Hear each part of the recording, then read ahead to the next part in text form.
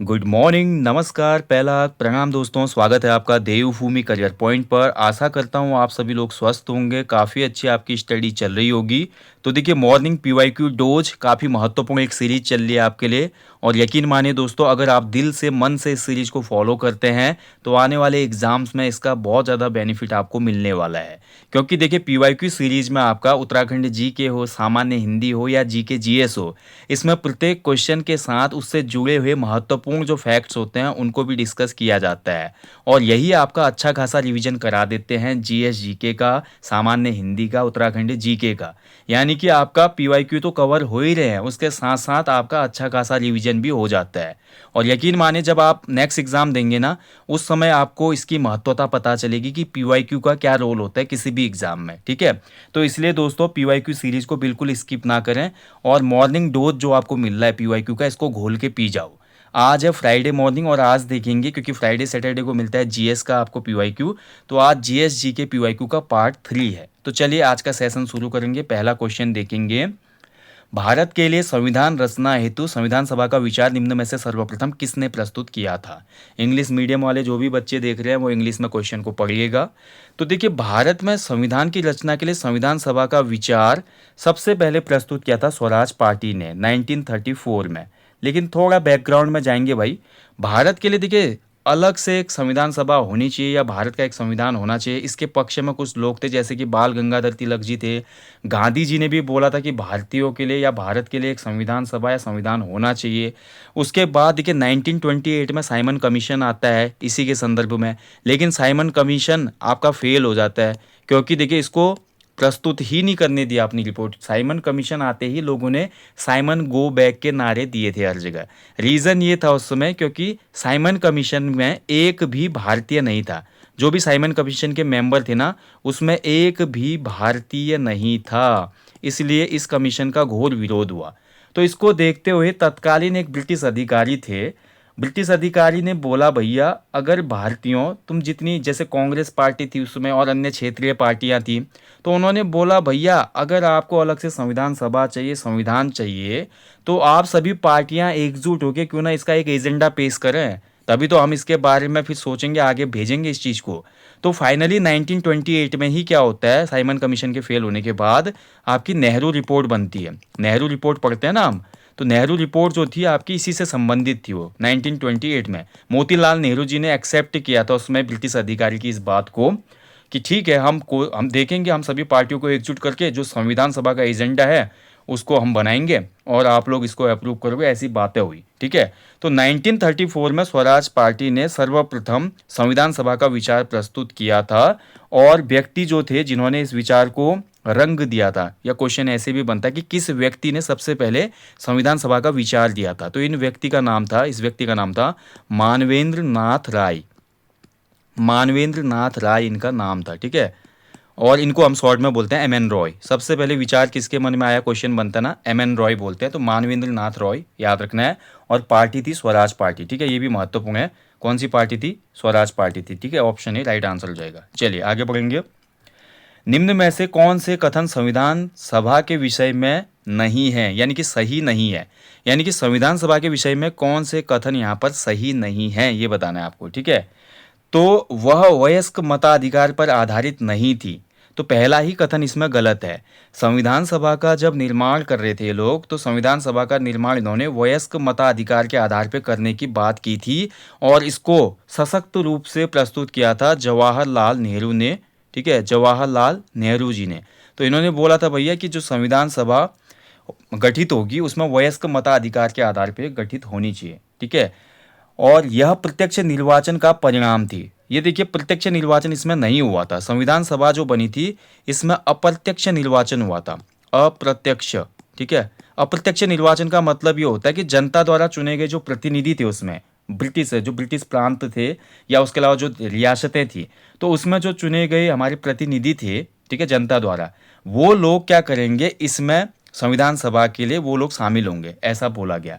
तो कहने का मतलब ये है, संविधान सभा में जो प्रत्यक्ष निर्वाचन था वो नहीं हुआ था। अप्रत्यक्ष निर्वाचन से संविधान सभा के जो मेंबर थे वो चुने गए थे। ये भी आपका गलत हो जाएगा। यह एक बहुदलीय निकाय थी, ये बिल्कुल सही हो जाएगा। संविधान सभा में बहुदल थे, ठीक है, बहुत से दल थे इसमें। अगर हम बात करते हैं संविधान सभा के लिए जब निर्वाचन हुआ था, अप्रत्यक्ष निर्वाचन, तो उसमें देखिए आपका कांग्रेस पार्टी के मेंबर भी थे, रियासतों के उसमें प्रतिनिधि थे, उसके अलावा देखिए आपका निर्दलीय प्रतिनिधि भी थे उसमें, और कुछ बहुत उसमें क्षेत्रीय पार्टियों के प्रतिनिधि भी थे। ठीक है, संविधान सभा पे जो डिटेल्ड आपका अगर आप व्याख्यान चाहते हैं तो आप हमारा कोर्स ले सकते हैं जीएस का, जल्दी ही पॉलिटी की क्लास शुरू होने वाली है उसमें, तो उसमें आपको ये पता चलेगा क्या क्या चीज़ें उसमें हुई थी। ठीक है, उसने अनेक समितियों के माध्यम से कार्य किया, ये बिल्कुल सही है। संविधान सभा जब बनी तो इसकी अनेक समितियां बनी, जैसे संघीय संविधान समिति बनी, प्रारूप समिति बनी, प्रांतीय संविधान समिति इसमें बनी थी, मूल अधिकारों और अल्पसंख्यकों से संबंधित परामर्श समिति बनी थी, झंडा समिति बनी थी, तदर्थ समितियां बनी थी। ठीक है, तो ये आपका 3 और 4 इसमें बिल्कुल सही है, लेकिन पहला और दूसरा इसमें सही नहीं है, और पूछ यही रहा है कि not about the constitution assembly, तो 1 और 2 जो हो जाएगा इसमें असत्य है, बाकी दोनों सत्य हैं। ठीक है, तो ऑप्शन ए हो जाएगा। चलिए आगे बढ़ेंगे। बेबल योजना के अनुसार कार्यकारी परिषद में हिंदू और मुस्लिम सदस्यों की संख्या समान होती थी, कथन बोल रहा है यहाँ पे। कारण जो है, रीजन देखिए, बेबल का विचार था कि ऐसी व्यवस्था से भारत का बंटवारा बच जाता। तो बेबल योजना देखिए आई थी 1945 में, 1945 में। इसको शिमला सम्मेलन या शिमला समझौता भी कहा जाता है, इसको शिमला समिट भी कहते हैं। ठीक है, शिमला में समिट हुआ था बेबल में, बेबल की अध्यक्षता में। तो बेबल ने इसमें ये बोला कि भाई हिंदू मुस्लिमों को समान प्रतिनिधित्व दिया जाना, इसमें एक काम रखा गया। और बेबल का विचार था कि ऐसी व्यवस्था से भारत का बंटवारा बच जाता। लेकिन जो कथन आर है इसमें, जो कारण आर है, वो इसमें बिल्कुल भी सही नहीं है। ठीक है, ये कोई विचार इसमें बेबल का नहीं था। बेबल योजना के अनुसार कार्यकारी परिषद में हिंदू और मुस्लिम सदस्यों की संख्या समान होनी रखी गई थी, ये सही है, क्योंकि हिंदी मुस्लिमों को समान प्रतिनिधित्व इसमें प्रदान किया गया था। तो इसमें कथन और जो हमारा कथन सही है, लेकिन कारण गलत है, ऑप्शन सी हो जाएगा। ठीक है, कथन तो सही है बट रीजन इसका गलत है, तो सी ऑप्शन सही होगा। चलिए आगे बढ़ेंगे। भारतीय संविधान सभा की स्थापना कब हुई थी? तो देखिए भारतीयों के प्रयासों से बोल सकते हैं उसमें। ठीक है, तो भारतीय संविधान सभा स्थापित हुई थी आपकी 9 दिसंबर 1946 को, 1946 को। ठीक है, ये महत्वपूर्ण है, कब हुई थी भारतीय संविधान सभा की स्थापना? 9 दिसंबर 1946 को। ठीक है, अब ध्यान रखेंगे जब ये हमारी संविधान सभा की स्थापना की गई, मुस्लिम लीग ने इसका बहिष्कार किया था। ध्यान रखेंगे, मुस्लिम लीग ने सपोर्ट नहीं किया इसको, मुस्लिम लीग ने इसका क्या किया? बॉयकॉट किया। ये क्वेश्चन भी बनता है, इनमें से किस दल ने संविधान सभा का बहिष्कार किया था? तो मुस्लिम लीग ने इसका बहिष्कार कर दिया था। संविधान सभा की जब 9 दिसंबर 1946 को पहली बैठक होती है या स्थापना होती है, तो इस पहली बैठक की अध्यक्षता किसने की थी? ये क्वेश्चन भी बनता है। तो इस समय देखिए पहली बैठक में सर्वमान्य रूप से डॉक्टर सच्चिदानंद सिन्हा, डॉक्टर सच्चिदानंद सिन्हा, इनको अध्यक्ष बनाया गया। लेकिन ये केवल उसमें बने थे आपके अस्थाई अध्यक्ष, यानी कि टेम्पररी। ठीक है, जैसे आज देखते हैं ना प्रोटेम स्पीकर होता है, प्रोटेम स्पीकर जो होता है, जो भी दल होता है उसका वरिष्ठतम सदस्य होता है, जो सबको शपथ दिलाते हैं, आप देखते होंगे संसद में भी। ऐसे उस समय क्या हुआ, जो संविधान सभा बनी उसमें सबसे वरिष्ठ सदस्य जो थे सच्चिदानंद सिन्हा जी थे, तो इनको संविधान सभा का अस्थायी अध्यक्ष बनाया गया। लेकिन इसके 2 दिन बाद 11 दिसंबर 1946 को संविधान सभा के स्थायी यानी कि परमानेंट जो अध्यक्ष बनाए गए थे, वो कौन बनाए थे? डॉक्टर राजेंद्र प्रसाद। ठीक है, डॉक्टर राजेंद्र प्रसाद क्या बने थे? इसके परमानेंट प्रेसिडेंट बने थे, ये ध्यान रखना महत्वपूर्ण है। ठीक है, क्लियर। चलिए आगे बढ़ेंगे। भारतीय संविधान को बनाने हेतु संविधान सभा के कुल कितने अधिवेशन हुए थे? ये अच्छा क्वेश्चन है, कई बार एग्जाम में बनता है, कई किताबों में आपको 11 दिया होगा, कई जगह पे 12 दिया होगा। लेकिन देखिए अगर आप अच्छे से पढ़ेंगे कॉन्स्टिट्यूशन ऑफ इंडिया, तो वहाँ पर साफ स्पष्ट है, संविधान को बनाने के लिए संविधान सभा के कुल अधिवेशन हुए थे 12। सी इसमें सही हो जाएगा। ठीक है, अब देखिए आप ध्यान से समझेंगे, संविधान सभा के लिए कुल कितनी सीटें रखी गई थी? 389 सीटें रखी गई थी। ठीक है, ध्यान रखेंगे 389 सीटें थी। इसमें ब्रिटिश सरकार के प्रत्यक्ष शासन वाले प्रांतों को 296 सीटें दी गई थी। ठीक है, और देसी रियासतों को इसमें 93 सीटें थी, तो टोटल हो गया 389, यानी कि 93 तो उसमें देसी रियासतें थी, जैसे हमारी टिहरी रियासत भी चली थी, एक सीट उसको भी मिली होगी, और 296 जो हमारे ब्रिटिश भारत था उसमें। तो ब्रिटिश सरकार में जो हमारे प्रांत थे वहाँ पे चुनाव होने लगे थे पहले से ही, है ना, तो उनको 296 सीटें दी गई थी। क्लियर हो गया। और 296 सीटों में से भी दोस्तों आपका 292 जो सदस्य थे, ध्यान रखेंगे, ये आपका 292 सदस्य जो थे, उस समय भारत में जो ब्रिटिश गवर्नर के अधीन 11 प्रांत थे, उसके मेंबर थे ये, ठीक है। 11 प्रांतों में जो हमारी उसमें सरकारें होंगी वहाँ से चयनित होकर आने थे। और 4 इसमें जो थे, ये महत्वपूर्ण है, 4 जो थे ना इसमें, ये कमिश्नरी के मेंबर थे। 4 कौन कौन से कमिश्नरी थे उसमें? दिल्ली में थी कमिश्नरी एक, दिल्ली की कमिश्नरी थी एक, ठीक है। इसके अलावा एक थी अजमेर की कमिश्नरी, और एक थी आपकी कुर्ग, कुर्ग की कमिश्नरी, और एक थी हमारी कौन सी, आपका ब्रिटिश बलूचिस्तान, बलूचिस्तान भी था उसमें, जो आज वर्तमान में देखिए पाकिस्तान में है बलूचिस्तान, ठीक है। तो ये आपका उसमें 4 कमिश्नरी थी। तो 296 सीटें ये थी और 93 सीटें देसी रियासतों को दी गई थी, ध्यान रखेंगे, ठीक है। तो कुल मिलाकर संविधान सभा की कितनी सीटें थी? 389 सीटें रखी गई थी। 10 लाख की जनसंख्या पर एक सीट रखी गई थी। ये भी क्वेश्चन बनता है, संविधान सभा में एक प्रतिनिधि के लिए जो सीट का बंटवारा था वो जनसंख्या के आधार पे था। 10 लाख की जनसंख्या पर एक सीट थी। ये महत्वपूर्ण है, बहुत ही महत्वपूर्ण है, एग्जाम में क्वेश्चन हमेशा बनता है, ठीक है। चलिए अब देखिए, जो 296 सीटें रखी गई थी ना, 296 जो टोटल सीटें रखी गई थी प्रांतों में, इस 296 सीटों में से भी महत्वपूर्ण है, देखिए तभी बता रहा हूँ, इन 296 सीटों में से भारतीय राष्ट्रीय कांग्रेस को मिली 208 सीटें संविधान सभा में, मुस्लिम लीग को मिली इसमें 73 सीट्स, और इसके अलावा 15 में से 8 सीटें मिली थी क्षेत्रीय पार्टियों को, 7 सीटें मिली थी निर्दलीय को, ठीक है। तो कुल मिलाकर ये लेखा जोखा था उसमें संविधान सभा के लिए, ठीक है। जो 296 सीटें आनी थी प्रांतों से, उसमें 208 कांग्रेस ने जीती, 73 मुस्लिम लीग ने जीती, 8 जीती थी क्षेत्रीय पार्टियों ने और 7 जीती थी निर्दलीय ने। क्लियर हो गया? और बाकी 93 हो गए रजवाड़े इसमें, ठीक है। तो 12 इसमें क्या हुए थे? टोटल अधिवेशन हुए थे, ध्यान रखेंगे, महत्वपूर्ण है, कई बार एग्जाम में क्वेश्चन बनता है। चलिए आगे बढ़ेंगे। संविधान सभा में वयस्क मताधिकार को 15 वर्ष के लिए स्थगित करने की बात किसने कही थी? देखिए संविधान सभा में वयस्क मताधिकार पे जोर डाला था किसने? जवाहरलाल नेहरू ने, जवाहरलाल नेहरू, ठीक है। और इसके अलावा इसमें एक और सपोर्टर थे इनके, जवाहरलाल नेहरू के साथ साथ यहाँ पर समर्थन किया था इस बात का किसने? राजेंद्र प्रसाद ने, डॉक्टर राजेंद्र प्रसाद ने भी वयस्क मताधिकार का समर्थन किया था, ठीक है।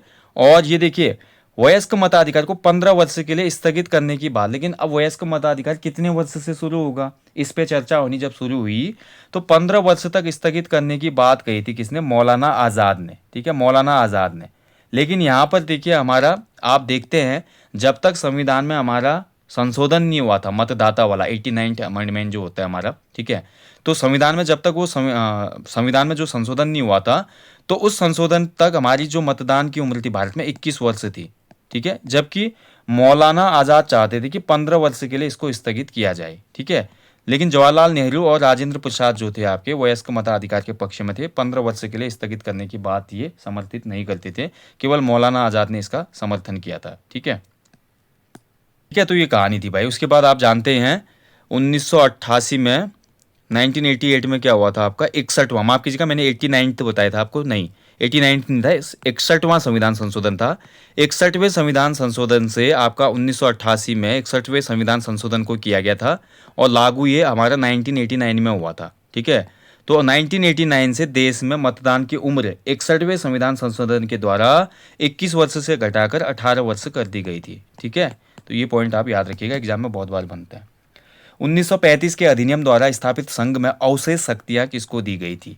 तो जो हमारी देखिए अवशेष शक्तियां थी 1935 के एक्ट में, ये दी गई थी उस समय गवर्नर जनरल को, ठीक है। ऑप्शन बी इसका राइट आंसर हो जाएगा, ये शक्तियां दी गई थी आपको गवर्नर जनरल को। 1935 का जो एक्ट आया था इसको मिनी कॉन्स्टिट्यूशन भी कहा जाता है, मिनी संविधान, ठीक है, क्योंकि जो भारत का संविधान बना उसमें अधिकांश जो चीज़ें ली गई थी 1935 के अधिनियम पे आधारित थी वो, इसलिए 1935 के एक्ट को जो ब्रिटिशर्स द्वारा लाया गया था इसको आपका मिनी संविधान भी कहा जाता है, ठीक है, ध्यान रखेंगे। चलिए आगे बढ़ेंगे। निम्नलिखित में से संविधान सभा की संघ संविधान समिति का अध्यक्ष कौन था? देखिए क्वेश्चन बनते हैं, संविधान की जो समितियां बनी थी अलग अलग उनके अध्यक्ष पूछ लेता है। तो संविधान की संघ संविधान समिति के अध्यक्ष थे आपके जवाहरलाल नेहरू जी, ऑप्शन सी इसका राइट आंसर हो जाएगा, JL नेहरू। इसके अलावा देखिए JL नेहरू आपका संघीय संघ शक्ति समिति, संघ शक्ति समिति इसके भी अध्यक्ष थे, ठीक है।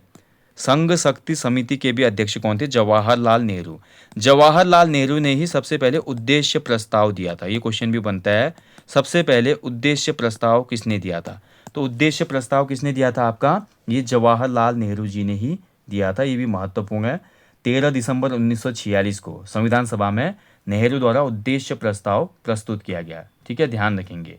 चलिए आगे बढ़ते हैं। इसके अलावा कुछ अन्य समितियां थी, जैसे कि प्रारूप समिति पूछ लेता है कई बार। प्रारूप समिति के अध्यक्ष कौन थे? ड्राफ्टिंग कमेटी, तो इसके अध्यक्ष थे आपके कौन? भीमराव अंबेडकर जी। ठीक है, ऐसे आपका जो हमारा प्रांतीय संविधान समिति थी, प्रांतीय प्रांतीय संविधान समिति, तो प्रांतीय संविधान समिति के अध्यक्ष थे हमारे कौन? सरदार पटेल। ठीक है, सरदार पटेल जी। ठीक है, ये महत्वपूर्ण है, याद रखिएगा। ऐसे मूल अधिकार और अल्पसंख्यकों संबंधी जो परामर्श समिति थी उसके अध्यक्ष भी सरदार पटेल जी थे। ठीक है, चलिए आगे बढ़ेंगे। 1935 के अधिनियम के तहत कराए गए विधानसभा चुनाव में किस राज्य में कांग्रेस ने पूर्ण बहुमत प्राप्त नहीं किया?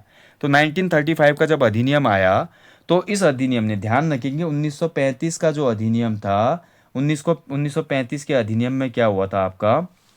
क्या हुआ था? केंद्र में द्वैध शासन की स्थापना हुई थी।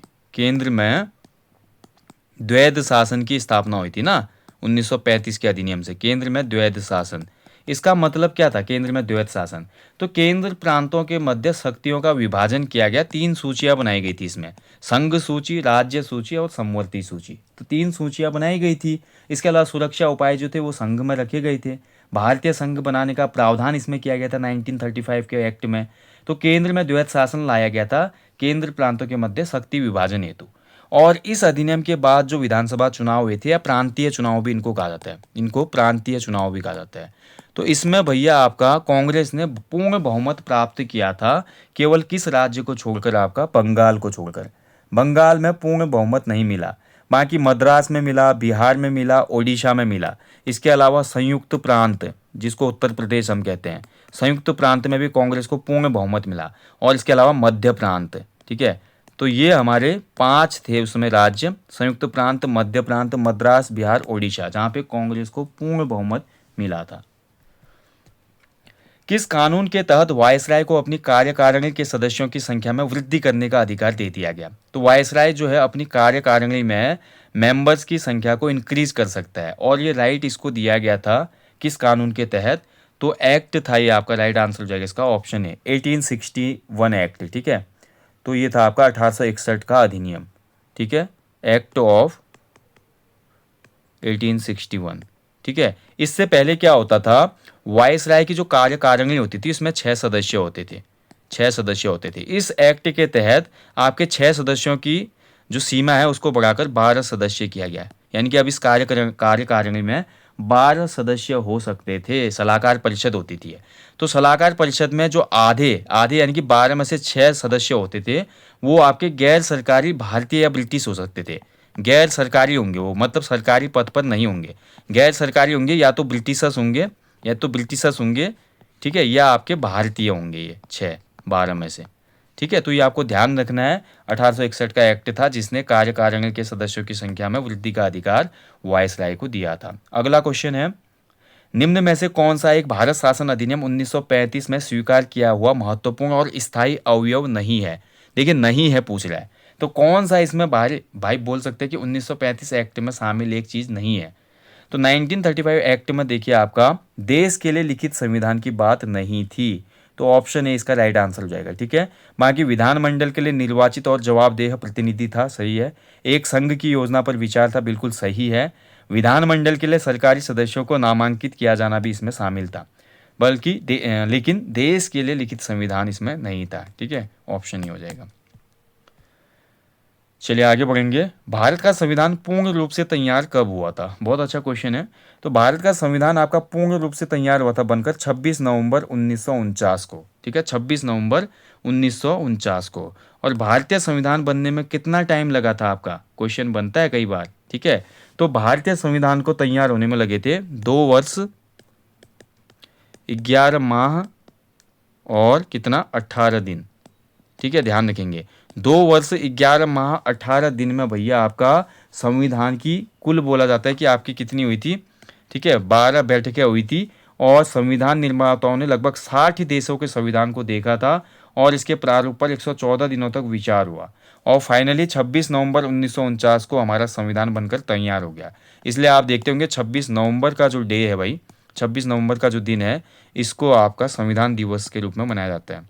संविधान दिवस बोलते हैं ना 26 नवंबर को, संविधान दिवस। ठीक है, इसके बाद देखिए भैया आपका 1950 का वर्ष आया। 24 जनवरी 1950 को संविधान सभा की अंतिम बैठक हुई। 24 जनवरी 1950 को संविधान सभा की अंतिम बैठक होती है। और इसके बाद फाइनली 26 जनवरी 1950 को संविधान हमारा क्या हुआ, लागू हो गया देश में, और हमारा देश बन गया रिपब्लिक। ठीक है, रिपब्लिक का मतलब ही यही होता है दोस्तों। ठीक है, रिपब्लिक का मतलब ये होता है, हम पहले से डेमोक्रेटिक तो थे ही, हमारा जो देश था लोकतंत्र था, लेकिन जब किसी देश, लोकतांत्रिक देश में जब एक लिखित संविधान होता है, एक नियम कानून के तहत प्रक्रियाएं होती है, तो फिर वो रिपब्लिक कहलाता है। और हमारा देश जो हो जाता है फिर किसके अंदर आ जाता है, हमारा इसमें प्रेसिडेंट एक पद जो है शामिल हो जाता है, प्रेसिडेंट। ठीक है, तभी प्रेसिडेंट को एग्जीक्यूटिव का प्रमुख कहा जाता है। जो भारत में हमारी कार्यपालिका है उसका प्रमुख कौन होता है, राष्ट्रपति होता है, जो कि फर्स्ट सिटीजन होता है देश का। और जहाँ पर ये व्यवस्था होती है तो रिपब्लिक कंट्री कहलाती है। ठीक है, ध्यान रखेंगे। तो हमारा देश क्या है, लोकतांत्रिक के साथ साथ हमारा गणतंत्र भी है हमारा। ठीक है, ये गणतंत्र का मतलब है, इसमें ध्यान रखेंगे। चलिए आगे बढ़ते हैं। भारतीय संविधान कब लागू हुआ था, तो ये क्वेश्चन मैं आपको बता चुका। 26 जनवरी 1950 को भारतीय संविधान देश में लागू हुआ था। ठीक है, 24 जनवरी को अंतिम बैठक हुई थी, ये आपको याद रखना है। क्लियर हो गया? ठीक है, चलिए आगे बढ़ेंगे। इसके बाद देखिए, जब संविधान सभा, जो हमारा संविधान लागू हो जाता है देश में 26 जनवरी 1950, तो पहले जो आम चुनाव थे तब तक हमारे देश में अंतरिम सरकार चल रही थी। ठीक है, उसमें जो अंतरिम सरकार बनाई गई थी वही चल रही थी। तो उसके बाद देखिए, भारत में सबसे पहले आम चुनाव होते हैं 1951-52 में। तो आम चुनाव बनने के बाद संसद के निर्माण में क्या हुआ आपका भाई, संसद का निर्माण जो हुआ। ठीक है, फिर आम चुनाव के बाद निर्वाचित सरकार आती है संसद में, निर्वाचित सरकार। ठीक है, तो पहली सरकार किसकी बनी थी देश में, तो कांग्रेस की ही बनी थी। और पहले जो प्रधानमंत्री बने निर्वाचित सरकार में, तो ये थे हमारे जवाहरलाल नेहरू जी। ठीक है, तो ये भी आपको याद रखना है। तो पहली सरकार का जो गठन हुआ था मई 1952 में हुआ था, ये 1952 में भी, ध्यान रखेंगे। चलिए आगे बढ़ेंगे। संविधान सभा के सम्मुख संविधान की प्रस्तावना का प्रस्ताव किसने रखा था, तो संविधान सभा के सम्मुख संविधान की प्रस्तावना, जिसको उद्देश्य प्रस्ताव भी कहा जाता है, मैं बता चुका हूं ऊपर आपको। उद्देश्य प्रस्ताव जो था, इसको रखने वाले जो व्यक्ति थे, ये थे आपके जवाहरलाल नेहरू। ठीक है, जवाहरलाल नेहरू, ऑप्शन ए। भारत के संविधान में केंद्र और राज्यों के बीच किया गया शक्तियों का विभाजन इनमें से किस योजना पर आधारित है, तो केंद्र और राज्यों के मध्य शक्तियों का विभाजन किया गया था भारत सरकार अधिनियम 1935 के तहत। ठीक है, ऑप्शन सी इसका राइट आंसर हो जाएगा, भारत सरकार अधिनियम 1935। इसके तहत मैंने आपको बता दिया केंद्र में क्या हुआ आपका, केंद्र में द्वैध शासन शुरू हुआ। ठीक है, द्वैध शासन। और भैया आपका केंद्र और राज्य के बीच शक्तियों के विभाजन के लिए सूची जारी भी की गई, 3 सूचियां। ठीक है, जिसको हम संघ सूची, union list, state list and concurrent list के नाम से जानते हैं। ठीक है, तो ये महत्वपूर्ण है, ध्यान रखेंगे। अगला देखिए, किस अधिनियम के द्वारा ब्रिटिश संसद ने चाय और चीनी के साथ व्यापार को छोड़कर ईस्ट इंडिया कंपनी के भारत के साथ व्यापारिक एकाधिकार को समाप्त कर दिया था, तो केवल चाय और चीनी का व्यापार छोड़कर अन्य जितने भी व्यापारिक अधिकार थे ईस्ट इंडिया कंपनी के भारत के साथ, उसमें आपका इनका एकाधिकार जो था वो आपका समाप्त कर दिया गया था। ठीक है, मोनोपोली। तो ये एक्ट था आपका 1813 का एक्ट, ऑप्शन ए इसका राइट आंसर है। ठीक है, 1813 में आपका ईस्ट इंडिया कंपनी की मोनोपोली समाप्त कर दी गई व्यापार की, लेकिन केवल चाय और चीनी के व्यापार की अनुमति दी गई थी। लेकिन इसके बाद जब 1833 का चार्टर एक्ट आता है, 1833 का चार्टर एक्ट आता है, तो उस एक्ट में ये बोला गया भैया कि ईस्ट इंडिया कंपनी के जितने भी व्यापारिक अधिकार है सबको खत्म कर दो।